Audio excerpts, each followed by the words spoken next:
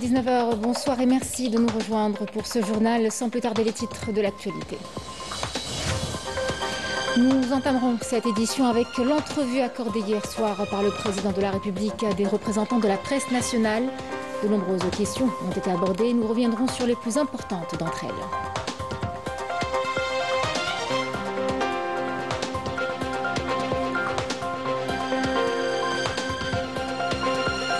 À New York, l'ambassadeur Benjamin a été décoré de l'ordre du mérite national au rang Achir. Une distinction décidée par le président de la République pour saluer son engagement, sa loyauté, sa voix portée depuis des années à l'ONU. Une figure aujourd'hui incontournable de la diplomatie algérienne.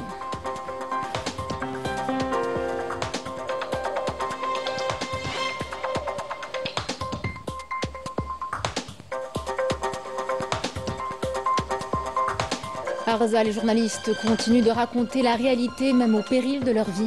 Depuis 2 années, ils persistent à tenir leur micro et caméra malgré la traque meurtrière et sioniste de ces témoins de l'histoire et pour que la vérité passe les frontières de l'enclave.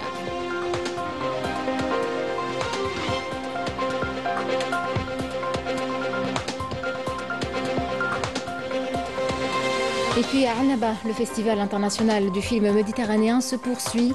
Une 3e journée marquée par une cérémonie d'hommage et de grands noms du cinéma. Le compte rendu dans quelques instants. Mesdames, Messieurs, bienvenue à vous. Revenons tout d'abord sur l'entrevue accordée hier soir par le président de la République, Abdelmadjid Tebboune, à des représentants de la presse nationale pour un nouvel entretien périodique. Il a été question de nombreuses questions nationales et internationales. Le président de la République a évoqué les résultats de la foire commerciale intra-africaine qu'Alger a abritée dernièrement et qui a prouvé que notre pays était le cœur battant de l'Afrique. الجزائر هي القلب النابض لافريقيا اقتصاديا وسياسيا. الشيء اللي توصلنا ليه صح هو الأحسن منذ 3 طبعات، هذه الطبعة الرابعة. أتمنى تواصل وأنا مبرمج إن شاء الله الأسبوع المقبل، في أواخر الأسبوع المقبل ربما ولا بعد أيامات يكون لقاء مع كل المتعاملين الاقتصاديين اللي يهمهم الأمر أننا باش ما نتوقفش في تعداد الصفقات والشيء اللي وصلنا عليه، ولكن باش ندخل مباشرة في التنفيذ والتطبيق. Au sujet du remaniement ministériel qu'a connu l'Algérie, Abdelmadjid Tebboune a affirmé que le Premier ministre Séfi Ghrieb était un homme de terrain. Écoutons le président de la République. سي غريب نعرف باللي إنسان ميدان ونعرف باللي إنسان تعبوه العصابة. عنده رغبة روح وطنية لا غبار عليها، والدليل راكم تشوفوا احنا فتنا مع مرحلة وانتم شاهدين فيها. المواطن يقول صح الرئيس راه يشتغل وراه يتحرك ولكن التطبيق ما كاش وكذا. اليوم جانا رئيس وزراء نتاع ميدان والدليل راه فيه 2 خرجات ولا 3 خرجات من اللي تنصب ومازال فيه.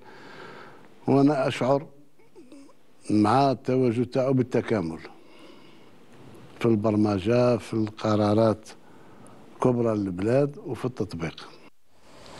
Le président de la République a souligné qu'aujourd'hui, l'agriculture s'appuie désormais sur la technologie et c'est dans ce sens qu'il a désigné l'actuel ministre de l'Agriculture, reconnu pour sa maîtrise du numérique et de la modernisation pour développer le secteur.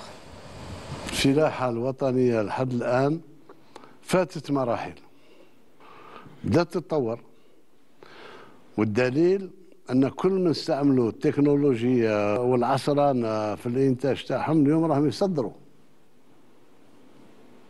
وبدون ما يوجههم حتى أحد، لأن فيه استثمار حقيقي اليوم في الفلاحة. فيه جزء تقليدي، هذا الجزء التقليدي اللي يتمثل أولاً في جيش حائط بالإنتاج.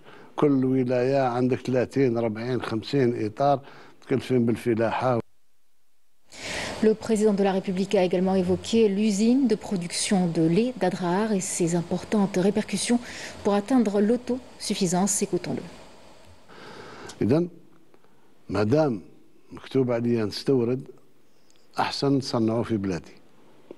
إذن وهذا هو المشروع، هذا هو باش ندير مسحوق الحليب إن شاء الله في أدرار وينجر عنه تربية الأبقار. يعني حنمس حتى اللحوم ويخلق حوالي 5000 منصب شغل إن شاء الله في المنطقة هذيك. مع قطر مع إيطاليا نفس الشيء. مع إيطاليا نفس الشيء، مع الأشقاء السعوديين نفس الشيء. إذن الباب مفتوح لفلاحة عصرية. Et sur le plan économique, le président de la République a exprimé sa fierté des Algériennes et Algériens qui ont contribué à faire reculer le taux d'inflation à moins de 4%. القدرة الشرائية اليوم المواطن شاعر بها، المواطن المطلع على الأوضاع شاعر بها.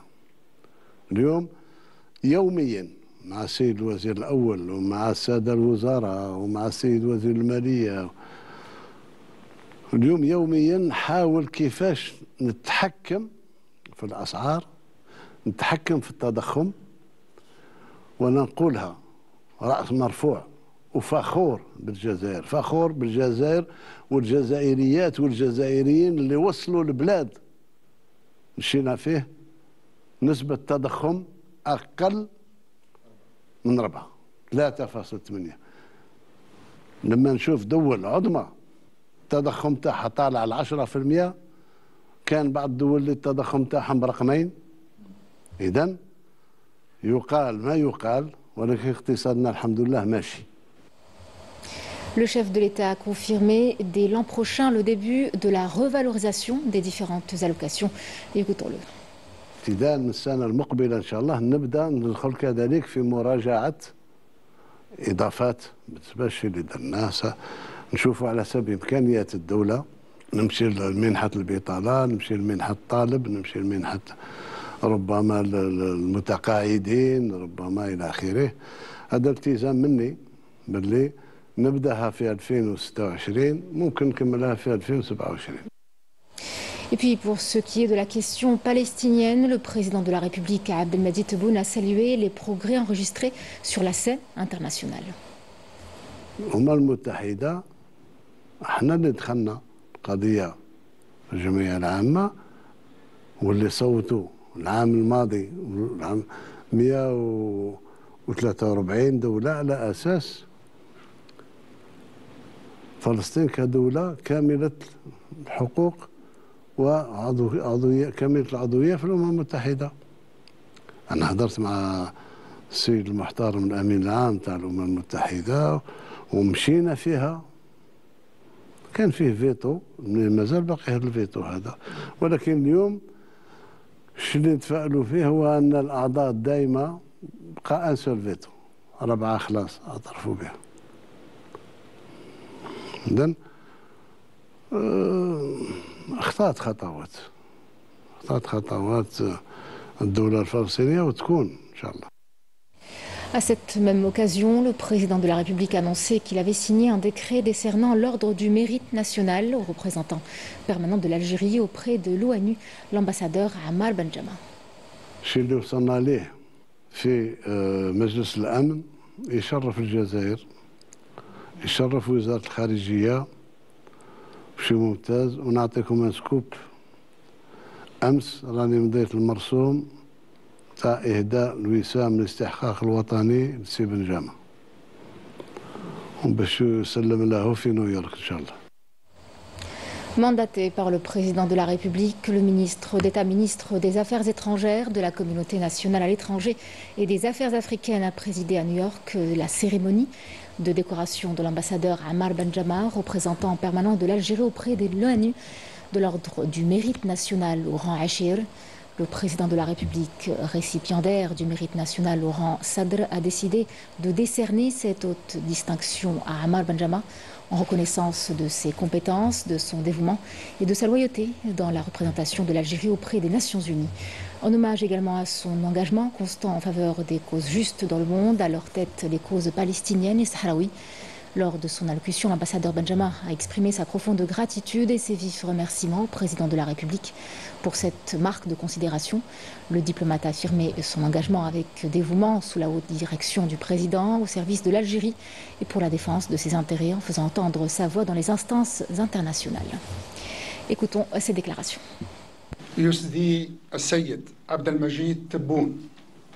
Le président de la République, Abdelmadjid Tebboune, a décerné l'ordre du mérite national à Achir à Ammar Benjama, ambassadeur et représentant permanent de l'Algérie auprès des Nations Unies à New York, en reconnaissance de ses compétences, de son dévouement et de son engagement dans la représentation de l'Algérie au sein de ce prestigieux forum international et en hommage à sa défense avec sagesse et efficacité des causes justes dans le monde, au premier rang la cause palestinienne et la cause sahraoui, considérées parmi les derniers bastions du colonialisme.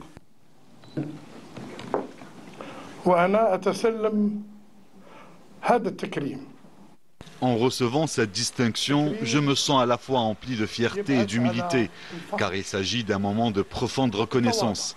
Je tiens à renouveler ma gratitude sincère au président de la République, Abdelmadjid Tebboune, qui il y a plus de 2 ans, par une décision audacieuse et inattendue, a interrompu ce qui aurait pu être une retraite paisible pour moi et pour vous, afin de nous rappeler à servir l'Algérie et sa diplomatie sous sa conduite et ses orientations.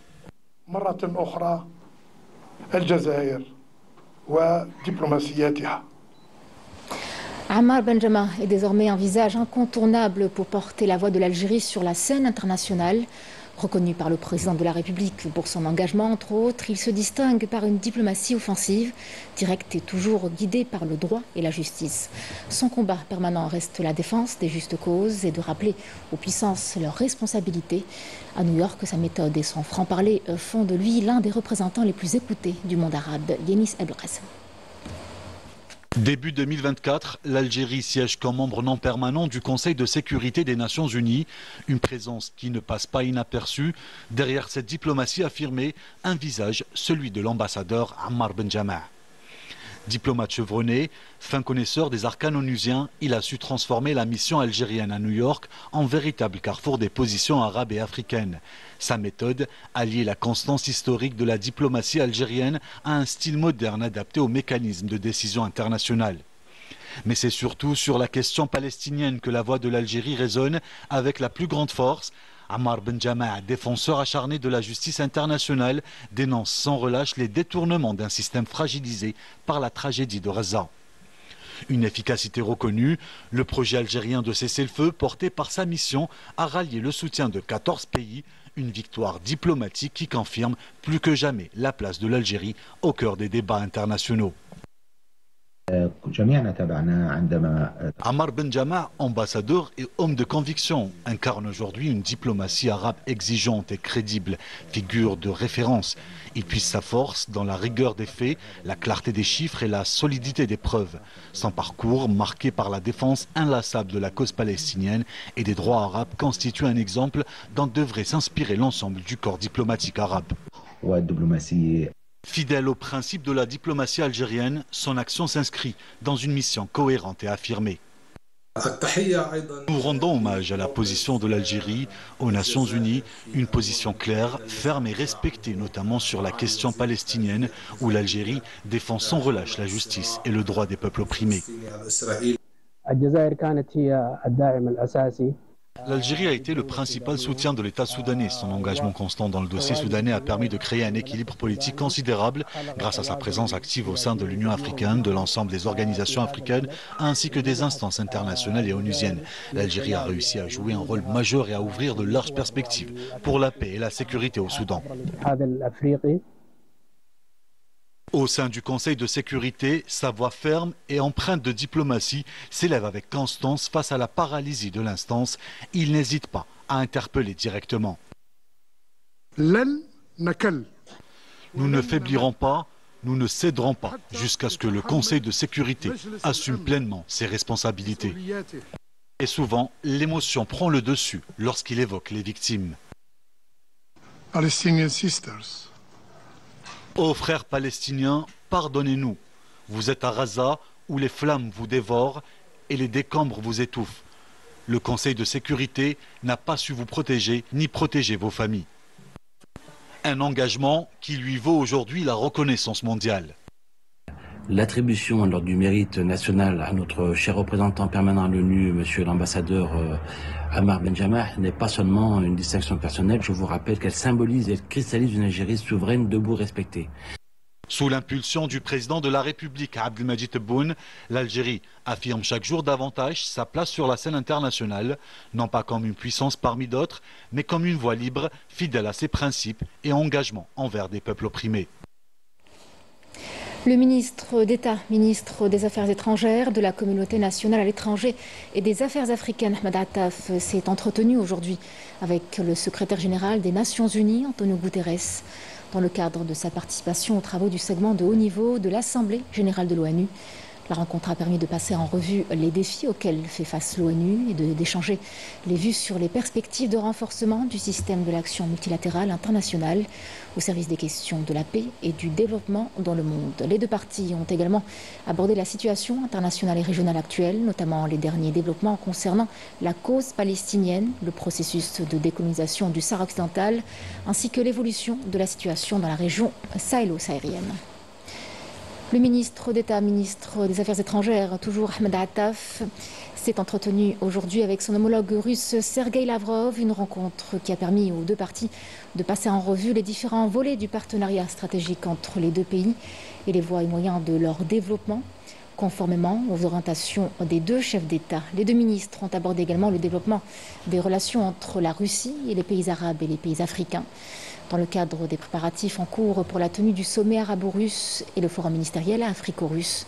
Les deux ministres ont échangé les points de vue à propos de plusieurs questions régionales et internationales, notamment celle de la Palestine occupée, la question sahraoui également, et les développements de la région sahélo-sahélienne. Depuis New York, toujours, l'Algérie, par l'intermédiaire de son ministre du Travail, de l'Emploi et de la Sécurité sociale, Abdelhak Saihi, a réaffirmé l'attachement indéfectible de notre pays aux principales cohésions sociale et de bonne gouvernance, considérées comme les leviers fondamentaux du renforcement de la résilience des sociétés et de l'instauration d'une paix durable. Le ministre Abdelhak Saihi a renouvelé l'engagement plein et entier de l'Algérie en sa qualité de membre du Conseil de sécurité et du Comité de consolidation de la paix, à œuvrer de concert avec les partenaires internationaux pour appuyer les initiatives en faveur de la paix et de la stabilité, en particulier dans les pays inscrits à l'agenda de ces deux instances onusiennes. À Raza, les journalistes continuent de tenir debout en dépit de la faim et de la peur. Chaque jour, ils prennent le risque de relayer les faits, même au cœur des bombardements de l'armée sioniste. Leur récit est une façon de rappeler que la vérité ne s'éteint pas malgré le fait qu'on fasse tout pour la faire taire. Maïs Al-Bouhala.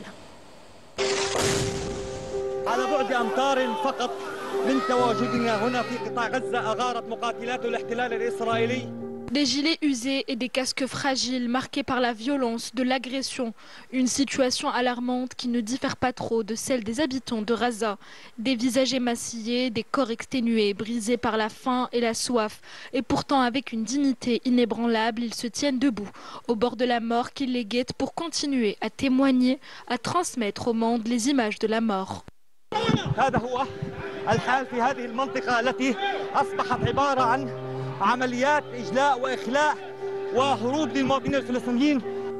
Des années se sont écoulées sans que leur voix ne s'éteigne, sans que l'objectif ne cesse de témoigner, malgré les menaces, malgré la présence constante du danger, malgré les convois de journalistes tombés, plus de 250 désormais. Wissam Abou Zaid, un nom qui résonne, un nom qui a porté par sa plume et son micro la blessure de Raza au monde entier. Pendant 2 décennies entières, il a raconté le quotidien des siens sous les bombardements. Il fut cette voix libre qui s'élevait au-dessus des fracas et des explosions, et cette image qui perçait le silence imposé pour livrer au monde ce que l'occupation cherche vainement à étouffer. Il a connu la faim, le déplacement forcé et la peur. Il a été pris pour cible afin qu'il se taise. Mais tout cela n'a fait que nourrir sa détermination et son courage. Debout sur une seule jambe, il a choisi de rester dans l'arène de l'honneur, combattant avec l'épée de la parole. Wissem, Salama et tant d'autres à Raza ont porté haut le flambeau de la vérité. Traquant ses éclats au milieu des ruines, ils écrivent avec l'encre du sang et filment à la lueur des explosions les massacres perpétrés contre un peuple privé du droit à la parole et du droit à la paix.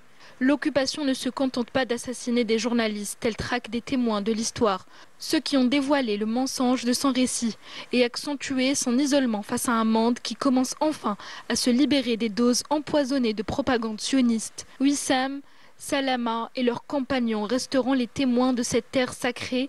Chaque jour qui s'élève verra naître un martyr de la plume, un blessé de l'objectif et un prisonnier de la parole. La voie de la vérité franchira toutes les frontières et la couverture ne s'interrompra jamais. وسام أبو زيد التلفزيون الجزائري فلسطين.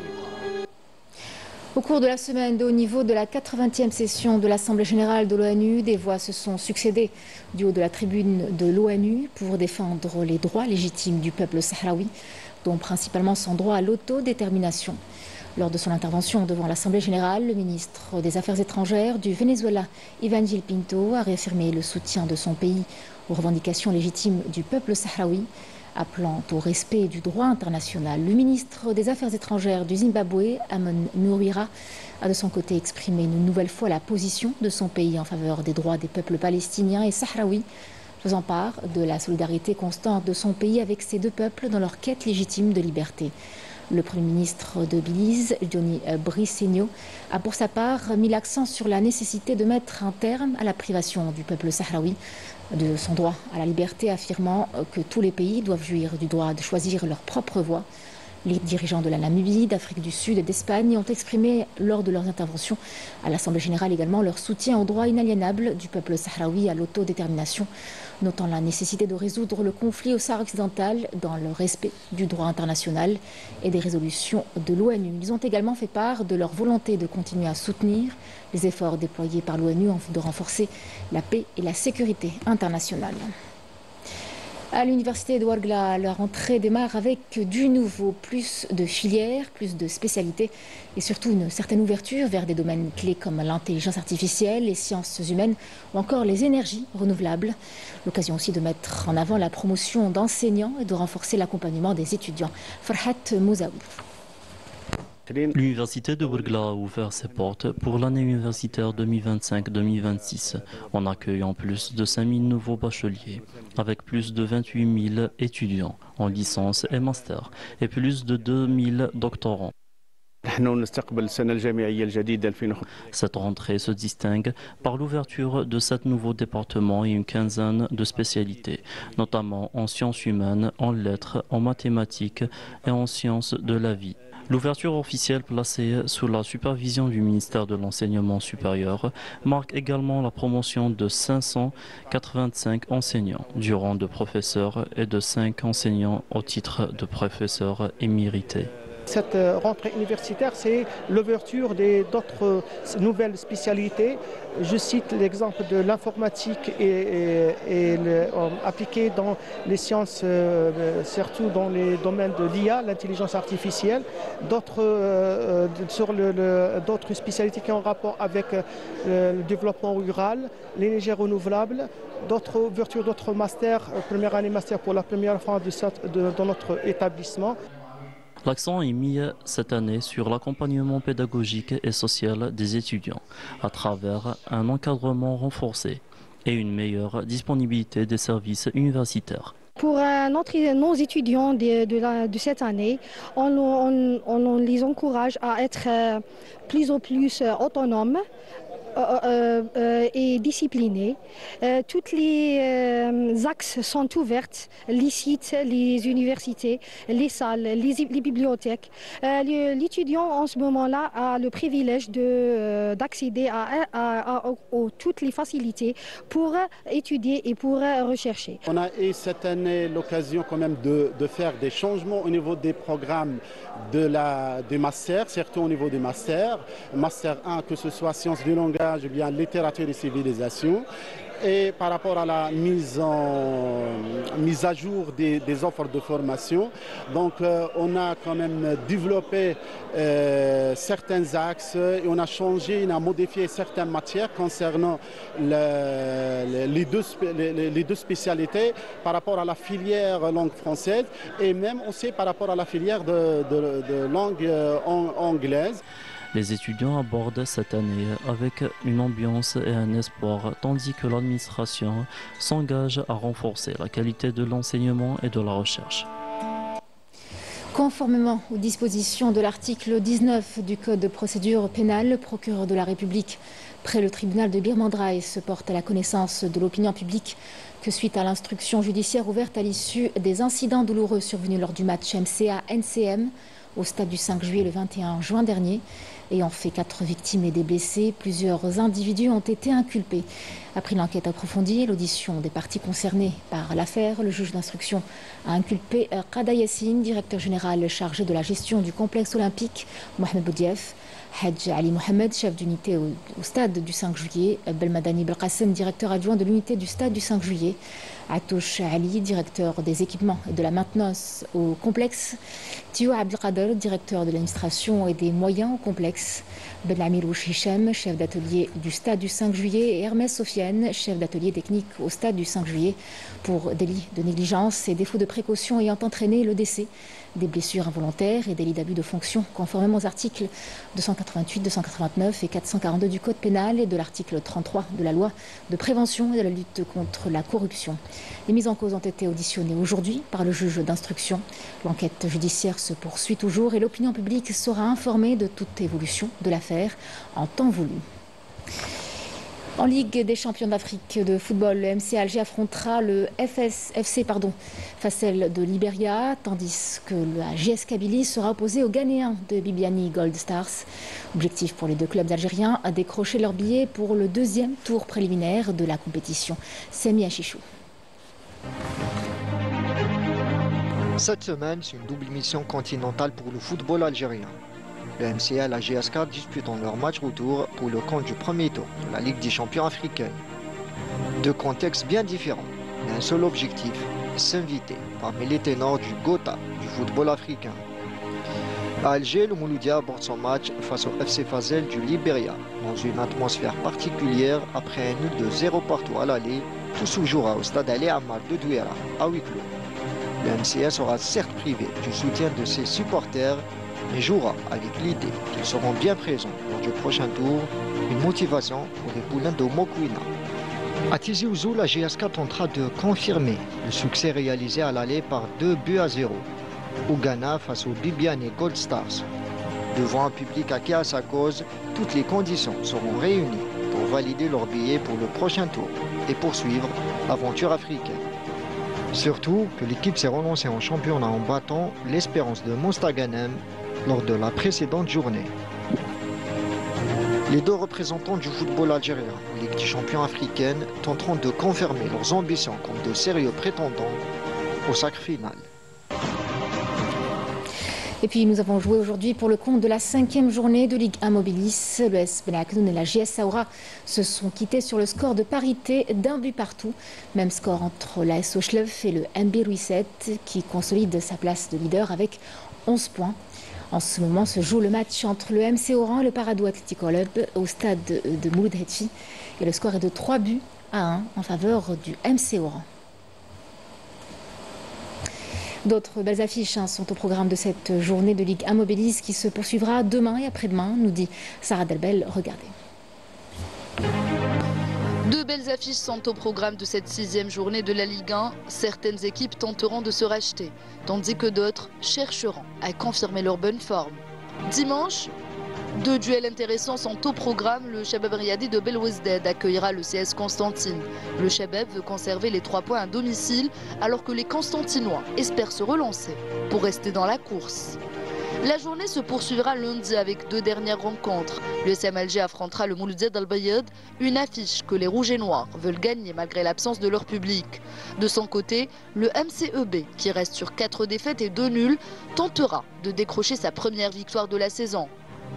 Enfin, le S Mostaganem recevra l'entente de Sétif. Les Mostaganémois veulent se racheter devant leur public, alors que l'ESS cherchera elle aussi à rebondir après sa défaite face au Mber 7. A noter enfin que le choc très attendu entre le Mouloudia d'Alger et la jeunesse sportive de Kabylie a été reporté à une date ultérieure, en raison de la participation des deux clubs aux compétitions africaines. Nous vous avons habitués à suivre le Festival international du film méditerranéen d'Annaba en ce 3e jour. En plus des projections programmées, une cérémonie en hommage à de grands noms du cinéma a été organisée. Une séquence qui colle parfaitement à l'esprit du festival, placé cette année sous le signe de la mémoire et de l'avenir. Le compte rendu avec Mounia Arbi. Annaba, à travers son festival, a rendu un vibrant hommage à 3 comédiens du monde du petit et grand écran, à commencer par l'Égyptien Edouard Badr Fouad. الجائزة الجميلة دي مش عارف أقول لكم إيه بجد، يعني أهل الجزائر كلهم أهل كرم، ومن ساعة ما جيت لحد دلوقتي وأنا مبسوط جدا وسعيد جدا والجائزة دي يعني نشان يتحط على صدري، ويا رب يا رب كمان الفترة الجاية أقدر أقدم لكم أعمال أحسن، وميرسي قوي على تكريم السنين اللي فاتت دي في الجائزة دي. Le très célèbre comédien tunisien Kamel Touati a également reçu les honneurs du monde du cinéma. جيت كضيف شرف ونتمنى نهار اني نجي نشارك بفيلم ان شاء الله، باش نكون هكاك يعني نشارك بصفه يعني فعاليه في المهرجان هذايا. نحب نشكر الجمهور نتاع النابا اللي استقبلني استقبال رائع على الكل، ومن خلاله هو جمهور الجزائر الكل اللي نحبهم، الناس اللي دخلت في قلوبهم هم دخلوا في قلبي زاده. نحب نشكر زملائي الممثلين والمبدعين الجزائريين من ممثلين ومخرجين من الاجيال الكل، الاجيال اللي سبقتني، الاجيال نتاعي انا والاجيال اللي جات بعد، نحب نشكرهم برشا. وهذه معناتها لحظات الحقيقه حلوه ياسر، ولحظات ما تتنساش في حياه الفنان. Et enfin, Krikash Ahmed Qadri, notre star algérienne à nous, a été ovationné par le public pour l'ensemble de sa carrière. Le 7 février 57, دخلت قريت عند مهدي باش ترزي وطلع j'ai 70 ans de carrière, 25 ans d'employé au passeport à la préfecture d'Alger, et bientôt j'aurai 91 ans. Une cérémonie des plus mémorables pour l'ensemble des convives. Voilà qui clôture ce journal. Je vous remercie de l'avoir suivi. Je vous souhaite une excellente soirée avec la suite de nos programmes sur Canal Algérie et à jeudi prochain.